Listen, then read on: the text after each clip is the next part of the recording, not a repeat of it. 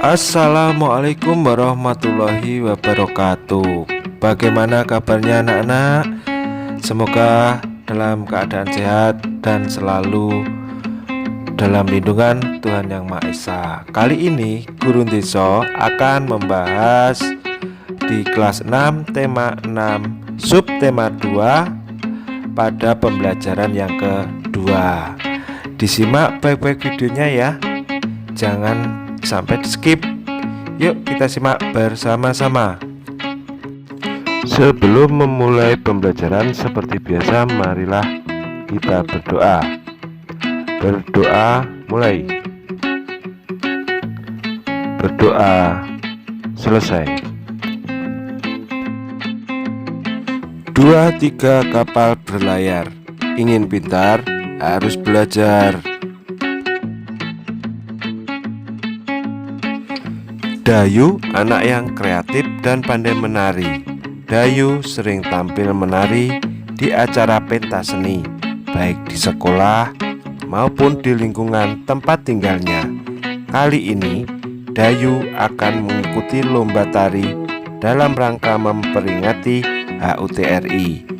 Dayu akan menarikan tari tunggal bertema kepahlawanan. Apakah yang dimaksud tari tunggal? Sebelum menjawab pertanyaan tadi, marilah kita simak bacaan berikut ini. Ragam tarian di Indonesia. Indonesia kaya akan budaya, diantaranya karya tari. Setiap daerah memiliki karya tari kreasi yang berbeda-beda. Apakah yang dimaksud tari kreasi? Tari kreasi adalah tari yang gerakannya merupakan perkembangan dari gerak tari tradisional. Tari kreasi tidak memiliki aturan tertentu, baik gerak maupun aspek lainnya yang terdapat dalam tarian.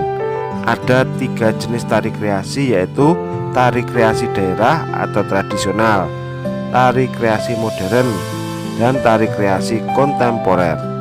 Tari kreasi daerah atau tradisional adalah tari yang mengalami perubahan dari tari tradisi, baik bentuk, gerak, ataupun aspek lainnya, tetapi tetap dalam konteks ciri khas dari daerah tersebut. Tari kreasi modern adalah tari yang tidak memiliki aturan tertentu, baik dalam bentuk, gerak, ataupun aspek lainnya. Tari kontemporer adalah tarian yang dibuat berdasarkan isu yang beredar pada waktu tertentu. Bentuk karya tari kreasi dapat berupa bentuk tari tunggal, tari berpasangan, dan tari kelompok. Tari tunggal adalah karya tari yang diperagakan oleh seorang penari. Tari berpasangan adalah karya tari yang diperagakan oleh 2 orang penari. Adapun tari kelompok adalah karya tari yang diperagakan oleh lebih dari 2 penari. Nah, dari sini sudah tahu kan apa arti itu dari tari tunggal? Ya, tari tunggal adalah karya tari yang diperagakan oleh seorang penari. Berikutnya mari kita tentukan gagasan utama setiap paragraf pada bacaan yang dibacakan tadi. Untuk paragraf yang pertama, gagasan utamanya adalah pengertian tari kreasi. Untuk yang paragraf kedua, gagasan utamanya yaitu jenis tari kreasi. Sedangkan pada paragraf yang ketiga, gagasan utamanya adalah bentuk karya tari kreasi.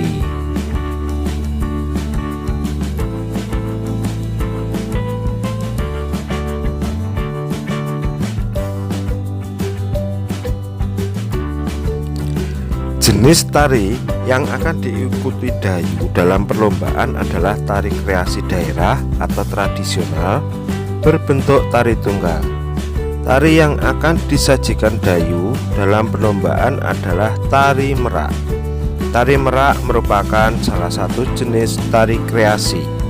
Tari merak berasal dari daerah Pasundan, Jawa Barat. Tari merak menggambarkan ekspresi kehidupan burung merak. Tata cara dan gerak tari terinspirasi dari kehidupan Merak yang diangkat ke pentas oleh seniman Sunda Raden C.C. Sumantri. Selain tari Merak, banyak karya tari lain yang berbentuk tari tunggal. Berikut beberapa karya tari berbentuk tari tunggal dari berbagai daerah di Indonesia. Yang pertama, tari pendet dari Bali. Berikutnya yang kedua ada tari kandagan dari Jawa Barat. Yang ketiga ada tari kelana topeng dari Yogyakarta, serta tari remo dari Jawa Timur. Tarian daerah merupakan akar budaya nasional. Oleh karena itu, kalian harus berhak dan wajib melestarikan tarian daerah dengan cara mempelajarinya tanpa membedakan asal daerah setiap tarian. Melestarikan tarian daerah berarti melestarikan budaya nasional. Dayu telah mengikuti perlombaan menari. Ternyata perlombaan tari dibedakan atas dua kategori, yaitu kategori anak-anak dan remaja. Dua kategori ini didasarkan atas batasan usia. Untuk kategori anak-anak batas usia 6 tahun sampai 10 tahun. Sedangkan kategori remaja batas usia 11 tahun sampai 21 tahun. Dan masuk kategori manakah Dayu? Mengapa demikian? Coba kita diskusikan bersama-sama. Dayu termasuk remaja karena usianya sudah di atas 10 tahun.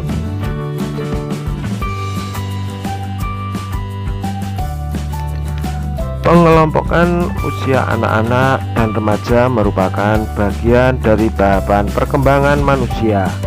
Manusia akan mengalami beberapa tahapan perkembangan, mulai dari sebelum lahir, bayi, kanak-kanak, puber, remaja, dewasa, dan usia lanjut.